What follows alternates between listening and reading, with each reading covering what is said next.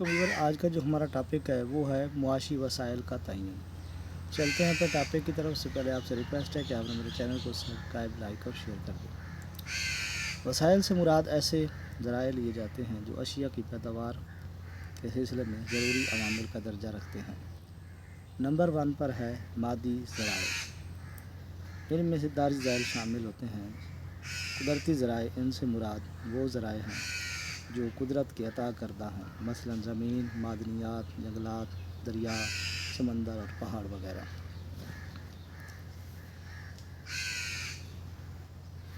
مصنوعی ذرائع، ان میں انسان کی تیار کردہ مشینیں، آلات اور اوزار، ڈیم، بجلی گھر، ریلیں، سڑکیں اور نہریں وغیرہ شامل ہوتی ہیں۔ ان کے بغیر اشیاء صارفین کی تیاری نہایت مشکل ہوتی ہے۔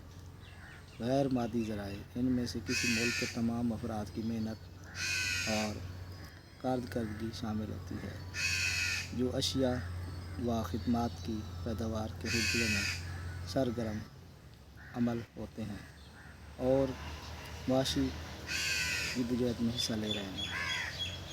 اب سوال یہ پیدا ہوتا ہے کہ اس ذرائع کی تقسیم کیسے ہوتی ہے اور کون سے ذرائع کن اشیاء کی پیداوار میں کتنی مقدار میں لگائے جاتے ہیں۔ اشتراکی نظام معیشت میں تو یہ تمام فیصلے حکومت، سربراہ راست اور مرکزی منصوبہ بندی پر بورڈ کے ذریعے کرتی ہے، لیکن مخلوط یا سرمایہ دارانہ نظام معیشت کے تحت ان باتوں کے فیصلے قیمتوں کی مقامیت کے تحت کیے جاتے ہیں۔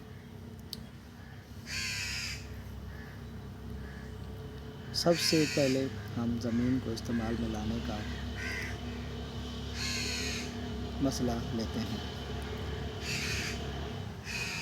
اس کے کئی استعمالات ہیں، مثلاً اس پر فصلیں بوئی جا سکتی ہیں اور کارخانے لگائے جا سکتے ہیں اور رہائشی کالونیاں بھی تعمیر کی جا سکتی ہیں وغیرہ وغیرہ۔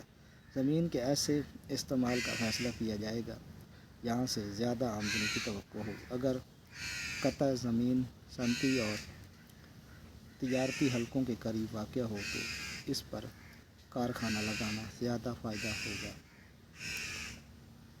اگر رہائشی مکانات کی طلب زیادہ ہو اور مکانوں کے کرائے بلند ہوں تو پھر ان پر رہائشی کالونیاں تعمیر کرنا زیادہ مناسب ہوگا، اور اگر زمین شہروں سے دور واقع ہو تو اس پر فصلیں اگانے کا فیصلہ کیا جائے گا۔